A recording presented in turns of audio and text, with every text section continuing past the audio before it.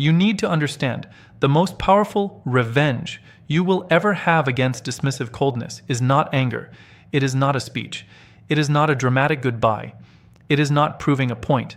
It is the quiet moment you stop begging for warmth from someone who keeps choosing distance. Because when you are a super empath, you don't just love, you absorb, you notice every shift, every pause, every change in tone, every message that suddenly takes hours instead of minutes, every time they say they are fine, but their energy feels like a locked door. And you keep trying to be the key. You keep trying to be patient enough, soft enough, understanding enough, low maintenance enough, because you think if you can just make love feel safe for them, they will finally stop being cold with you. But here is the emotional truth. Coldness is not something you can hug into warmth. Coldness is often a choice, a habit, a shield, a way someone protects themselves from feeling too much. And if you keep chasing it, you don't melt it, you feed it. You give it power, because distance only works when you keep closing the gap. Silence only hurts when you keep speaking into it. Mixed signals only confuse you when you keep trying to decode them like your peace depends on it. And the super empath's biggest weakness is that they can feel the good in people, even when those people are not being good to them. You can see the child behind the wall. You can sense the fear behind the coldness. You can imagine the potential behind the inconsistency. And you keep loving the potential while your real heart keeps paying the price. You need to understand, your love is not the problem, your self-abandonment is. Because little by little, you start making your needs smaller to keep them close. You stop asking for clarity because you don't want to sound needy. You stop asking for reassurance because you don't want to be too much. You stop bringing up what hurt you because you don't want to push them away. And in that silence, something breaks inside you. Not all at once, but slowly. Quietly, like a candle burning down in a room nobody checks. You smile while you're hurting. You say you're fine while you're starving. You tell yourself you're strong while your chest feels heavy every night. And the hardest part is, you blame yourself for reacting to their coldness as if your heart is wrong for wanting warmth. Then one day, the super empath wakes up not with hate, but with clarity. It's the moment you realize you have been trying to earn what should have been given freely. You have been working for basic care. You have been proving your worth to someone who keeps treating love like a privilege. And something in you finally says, I don't want to be chosen only when it's convenient. I don't want to be loved only when they feel like it. I don't want to live in a relationship where I am constantly negotiating for emotional presence. And that is where your revenge begins. Not revenge as in hurting them, but revenge as in rescuing yourself. Because the silent revenge of a super empath is healing in private. It's not announcing you're done, it's being done. It's not posting quotes to get their attention, it's choosing peace so deeply you don't need their attention. It's not sending one last paragraph explaining your pain, it's realizing you already explained it 100 different ways, and they still chose the same behavior. It's the moment you stop offering your heart to someone who handles it like it's replaceable. It's the moment you stop being emotionally available to emotional unavailability. And you need to understand why this is so powerful. Because a dismissive avoidant expects emotion to chase them. They expect you to react. They expect you to reach out. They expect you to fill the silence because that silence gives them control. It gives them space. It gives them relief, and it keeps you attached without requiring them to show up. But when your silence becomes a boundary, not a plea, the whole system changes. When you stop chasing, the distance stops working. When you stop overgiving, the crumbs stop feeling like enough. When you stop rescuing them from consequences, they finally feel the weight of what they avoided. Not because you are cruel, but because you are no longer cushioning their coldness with your warmth. This is where it gets emotional, because your heart will still miss them.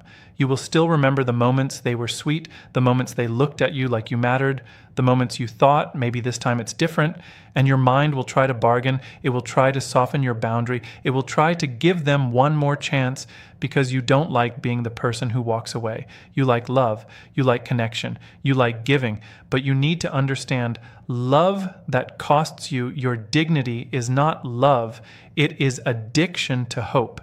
And hope can be beautiful, but hope can also trap you in a cycle where you keep bleeding quietly and calling it patience. So, your silent revenge is choosing yourself even while you feel. It's waking up with a heavy chest and still not texting. It's missing them and still not reopening the door. It's hearing your mind say, maybe they'll change, and answering back, maybe, but my life cannot be built on maybe. It's realizing that being a super empath doesn't mean you are meant to tolerate coldness. It means you are meant to protect your sensitivity like it's sacred. It means you stop giving your warmth to someone who treats it like pressure. It means you choose people who don't punish you for feeling. And one day, without you trying to prove anything, your life will speak for you. Your calm will speak for you. Your glow will speak for you. The way you stop chasing will speak for you. And if they ever look back, they will feel it, not as a dramatic punishment, but as a quiet consequence. The warmth they dismissed was rare, the love they received was real, and the access they lost is not coming back without change. And you will not be waiting for them to understand, because you will finally understand yourself. You will finally understand what you deserve, and you will finally understand that the strongest revenge is not making them feel your pain. It is refusing to live in it any longer. You need to understand, the moment you stop rescuing a dismissive avoidant from the consequences of their own coldness is the moment they finally feel what they spent years avoiding. Because when you are a super empath, you don't just love, you compensate. You sense what's missing and you rush to fill it. You feel the distance and you try to close it. You notice the silence and you start speaking for both of you. You feel their discomfort and you soften your needs so they can breathe. You tell yourself you're being mature. You tell yourself you're being patient. You tell yourself you're being understanding. But what you are really doing day after day is emotional rescue. And emotional rescue feels like love until you realize it has turned your heart into a life support machine for a connection that can't survive on its own. A dismissive avoidance coldness doesn't always look like cruelty. Sometimes it looks like I'm just busy. Sometimes it looks like I'm not good at feelings. Sometimes it looks like charm in public and withdrawal in private. Sometimes it looks like they show up when you're leaving and disappear when you relax. But the pattern is always the same. Closeness triggers them, so they create distance. And your empathy turns that distance into a reason to try harder. You become the translator. You become the therapist. You become the one who says, it's okay, I understand, even when you don't understand why love has to feel like loneliness. You need to understand what that does to you, because the damage is quiet. It's not one big betrayal. It's a slow leak. It's you checking your phone and pretending you're not. It's you rereading messages looking for warmth that isn't there. It's you walking on eggshells around your own feelings because you don't want to push them away. It's you learning to accept crumbs without calling them crumbs. It's you blaming yourself for wanting basic consistency, as if your heart is a problem. And the saddest part is, you start believing that if you can just love them better, they will finally love you in a way that feels safe. But you cannot love someone into emotional responsibility. You can only love yourself into freedom. Here is where the shift begins, and it doesn't start with anger, it starts with clarity. One day you realize you have been cushioning their coldness with your warmth. You have been making their distance comfortable for them by carrying the emotional consequences yourself. You feel the loss of connection first, you feel the anxiety first, you feel the rejection first, while they get to feel relief because distance calms them. And you, being an empath, keep paying the price so the relationship can keep going. You send the just checking in text, you accept the vague apology, you restart without repair, you accept the bare minimum because you don't want to lose them. And that is exactly why they don't feel the full weight of their behavior, because your empathy keeps absorbing it. You need to understand, when you stop rescuing, you're not punishing them. You're letting reality do its job. You're letting the silence be silence, instead of turning it into a conversation by yourself. You're letting the absence be absence, instead of filling the space with your hope. You're letting their choices create an outcome instead of protecting them from it. And this is what shocks a dismissive avoidant, because they are used to your heart being the safety net. They are used to being able to step back and still have you. They are used to your forgiveness arriving faster than their change. They are used to your empathy working overtime to keep the connection alive. So when you stop, it feels like the ground shifts. At first, they may not even react. They may feel relief. They may think, finally, no pressure, finally, peace, finally, space. But then the old pattern stops working. They send a casual message and you don't jump. They disappear and you don't chase. They return with a half-effort reach and you don't reward it with full access. And then something happens inside them, something they don't like, discomfort. Because the comfort of avoidance was built on the assumption that you would still be there. And when you're not, when your energy is not available, when your warmth is not on standby, they have to face what they avoided. The consequence of emotional distance is losing the person who was holding the emotional center. This is where your heart will be tested, because when they finally feel it, they may come back. Not always with accountability, not always with a mature conversation, sometimes with a soft hey, sometimes with a like, sometimes with a message that pretends nothing happened, sometimes with just enough warmth to see if you're still the same, and you will feel that pull because you wanted them to choose you. You wanted them to finally see you. You wanted them to finally understand. But you need to understand, being missed is not the same as being valued. Being contacted is not the same as being committed to. A dismissive avoidant can miss you and still not be ready to show up in a consistent way. They can reach out for comfort, not connection. They can want access, not responsibility. So the super empath learns a new form of love. Love with standards. Love that does not beg. Love that does not chase. Love that does not reopen a wound just because the person who caused it knocked on the door. The super empath learns to ask one question before they respond. Is this a return with repair, or is this a return to reset the cycle? And if there is no repair, if there is no clarity, if there is no consistent effort, then your silence becomes sacred. Not bitter, sacred.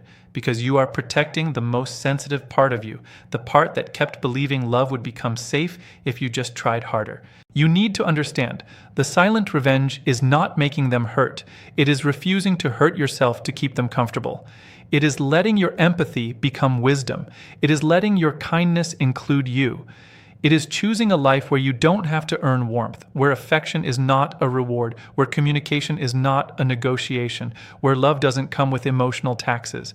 And one day, you will look back and realize the moment you stopped rescuing them was the moment you started rescuing yourself. And that is when the real power returned to your hands. You need to understand, the super empath does not win by feeling more. They win by choosing standards over sympathy, because sympathy without standards is how you end up loving someone who keeps teaching you that your feelings are an inconvenience. When you are a super empath, your first instinct is always to look for the reason behind someone's behavior. You don't just notice coldness, you wonder what happened to them. You don't just feel distance, you imagine the fear under it. You don't just see avoidance, you picture the childhood that trained them to shut down. And that ability is beautiful. It is rare, it is powerful, but it becomes dangerous when you start using it as a reason to tolerate what is slowly breaking you. Because sympathy has a shadow. Sympathy says, maybe they don't mean it. Sympathy says, maybe they're just scared. Sympathy says, maybe if I'm patient enough, they'll finally feel safe. And you keep giving, you keep softening, you keep understanding, you keep making excuses for what hurts you until you can't even tell the difference between being compassionate and being used. You end up in a relationship where your empathy becomes the glue and their effort becomes optional. You become the one who keeps the door open, the one who keeps the peace, the one who keeps swallowing the hard conversations because you don't want to trigger their shutdown. And little by little, you start living like love is something you must manage, not something you can rest in. You need to understand what standards really are because people confuse standards with coldness. Standards are not cruelty. Standards are not punishment. Standards are not, I'm better than you. Standards are simply the truth you are no longer willing to betray. Standards say, if you want access to me, you must be consistent. Standards say, if you disappear, you don't get to return like nothing happened. Standards say, if your love comes with confusion, I will choose clarity. Standards are not there to control someone. They are there to protect you. And for a super empath, protection is not natural at first because you were trained to give, not to guard. You were trained to forgive, not to filter. You were trained to fix, not to choose, not to. So the shift begins when you finally admit something to yourself that you've been avoiding. You can understand someone and still not be safe with them. You can see their trauma and still not be treated well. You can feel their fear and still be harmed by their behavior. You can have compassion for why they are cold and still decide you will not live inside that coldness. And that is the moment sympathy becomes wisdom. That is the moment your heart becomes not smaller but stronger. Because strength is not becoming numb, strength is being able to feel and still choose what is right for you. You need to understand, a dismissive avoidant often relies on your sympathy to keep the cycle alive. Not always intentionally, but the pattern is real. They pull away, you interpret it. They shut down, you soften. They give crumbs, you turn it into a feast because your heart doesn't want to believe this is all it is. And the danger is, sympathy can make you loyal to potential. Sympathy can make you stay for the version of them you rarely see. Sympathy can make you call inconsistency complicated and coldness independence and emotional absence. They're just not good at feelings. But your nervous system knows the truth. Your body knows the truth. Your chest knows the truth. The truth is, love that keeps you anxious is not love that is safe, no matter how much you understand the reason behind it. This is why standards change everything, because standards end the emotional bargaining. Standards stop you from begging for what should be basic. Standards stop you from proving your worth to someone who keeps acting like your needs are too much. Standards stop you from living in the gray area where you're always waiting for the next shift, the next reply, the next sign that they care. Standards create a simple reality. Either you show up with consistency or you don't get access. Either we communicate like adults or we don't do this. Either we build something safe or we stop calling anxiety a relationship. And when you finally choose standards over sympathy, your energy changes. You stop sounding like someone who is trying to convince. You stop sounding like someone who is pleading. You stop sounding like someone who is negotiating for presence. You become calm. You become clear. You become someone who can walk away without writing a novel. You become someone who can say, "This doesn't work for me," and mean it. And that is what shocks the dismissive avoidant, because they were comfortable in a world where your empathy kept you available. They were comfortable knowing that even if they pulled back, you would still be there, still caring, still hoping, still ready to restart. Your sympathy was their cushion. Your patience was their safety net. Your understanding was the thing that made their coldness survivable for them. You need to understand, when you remove that cushion, they finally feel the weight of what they've been doing. Not because you become mean, but because you become unavailable to the cycle. And yes, they may reach out. They may test the door. They may offer sweetness. They may suddenly want to talk. They may say they miss you. And your heart will feel that pull, because being wanted after being dismissed feels like oxygen. But standards ask a different question. Not do they want me, but can they sustain me? Not do they miss me, but will they show up consistently? Not are they feeling something now, but are they willing to change the pattern? And this is where the super empath becomes truly powerful. They stop being impressed by temporary effort. They stop being moved by words without behavior. They stop being hypnotized by chemistry that doesn't come with care. They stop confusing intensity with intimacy. They start choosing people who don't make love feel like a performance. They start choosing relationships where warmth is normal, where reassurance is not a fight, where closeness is not punished, where communication is not withheld to gain control. You need to understand, the silent revenge is not revenge at all. It is self-respect in motion. It is a super empath finally realizing that their gift is not meant to be handed to someone who treats it like pressure. Their gift is meant to be shared with someone who handles it gently, consistently, proudly. And when you choose standards over sympathy, you don't become less loving. You become more protected. You become the kind of person who can love deeply without losing yourself. You become the kind of person who can feel everything and still choose peace. You need to understand, the greatest consequence you can give a dismissive avoidant is not anger. It is not a scene. It is not revenge in the loud way people imagine. It is absence with peace, because peace is the one thing they cannot control. And your peace is the one thing that proves you no longer need their validation to feel worthy. For a long time, your world may have revolved around their temperature, around whether they were warm today or cold today, around whether they replied fast or late, around whether they offered a little tenderness or disappeared into distance. And you, being a super empath, kept adjusting. You kept tuning yourself to them. You kept reading the room, reading their tone, reading their silence, trying to predict the next shift so you could protect the connection. You were not trying to be dramatic. You were trying to feel safe. You were not trying to be needy. You were trying to feel loved. And slowly, without even realizing it, you handed them something precious, the power to affect your self-worth. You need to understand how this happens, because it doesn't start with weakness, it starts with hope. You see someone with walls and you imagine the softness underneath. You feel their distance and you assume it's fear, not a choice. You tell yourself they just need time, they just need patience, they just need someone who won't give up on them. And because your heart is built for loyalty, you stay. You keep giving warmth to cold hands. You keep offering closeness to someone who flinches at intimacy. You keep explaining your feelings to someone who treats feelings like inconvenience. And the tragedy is, you begin to confuse your endurance with love, as if love is proven by how much pain you can tolerate. Then comes the moment you wake up. And it's not a loud moment, it's quiet. It's the moment you realize, I have been making their emotional comfort more important than my emotional safety. I have been settling for attention instead of consistency. I have been chasing crumbs because I was starved for clarity. I have been trying to earn warmth like it's a reward, when warmth is supposed to be the baseline in a real relationship.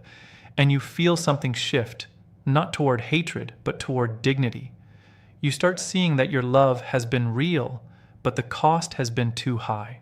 You start seeing that you can't keep sacrificing your peace just to keep someone who refuses to meet you emotionally. You need to understand absence with peace is powerful because it's not a threat, it's a decision.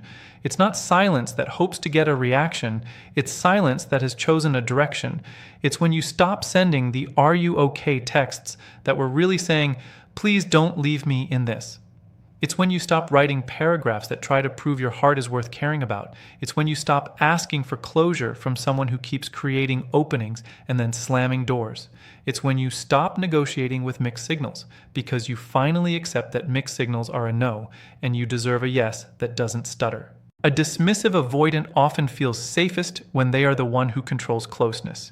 They step back, you step forward. They go quiet, you fill the silence. They disappear, you reach out, and the cycle continues, not always because they are malicious, but because distance regulates them. Distance gives them relief. Distance gives them control. But you need to understand that control only exists as long as you are emotionally available to it.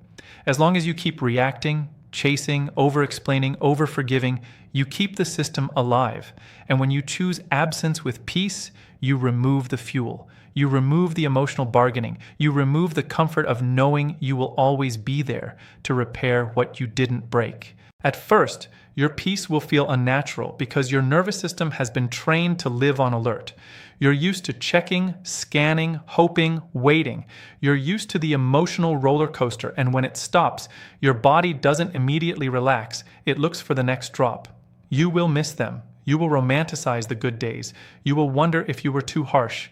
You will feel that urge to reach out just to calm the ache in your chest. And you need to understand that urge is not proof you made the wrong choice. It is proof you are withdrawing from a pattern. You are withdrawing from uncertainty. You are withdrawing from the addiction to potential. You are withdrawing from a love that required you to overfunction while they underfunction. This is why absence with peace becomes the greatest consequence, because it takes away the one thing a dismissive avoidant expects: access. They may still have memories of you, but they don't have your energy. They may still think about you, but they don't have your warmth on standby. They may still feel curious, but they don't have the comfort of controlling the distance. And one day, in the quiet, they will feel something they don't like feeling. The weight of what they dismissed, the weight of what they avoided, the weight of losing a person who was willing to love them deeply, not because you tried to punish them, but because you stopped punishing yourself. And here is where your power becomes real, because when they reach out, and they might, you will not respond from hunger anymore. You will not respond from the old version of you that was desperate to be chosen. You will respond from standards. You will ask yourself, is this a return with accountability? Or a return for comfort? Is this a conversation with clarity, or a casual message designed to test if the door is still unlocked? Is this effort, or is this nostalgia? Because you need to understand, being missed is not enough. Being wanted is not enough. You deserve to be loved in a way that doesn't require you to disappear inside yourself. So your absence is not revenge, it is protection. Your peace is not coldness, it is healing. Your silence is not a game, it is a boundary. And the most beautiful part is, you don't have to convince anyone of your value when you finally start living like you believe it. That is the silent consequence that changes everything. You stop begging for validation, you stop waiting for warmth, you stop performing for love, and you become the kind of person whose peace is so steady, so clear, so undeniable that even someone committed to coldness can feel what they lost because they can no longer reach you where you used to bleed.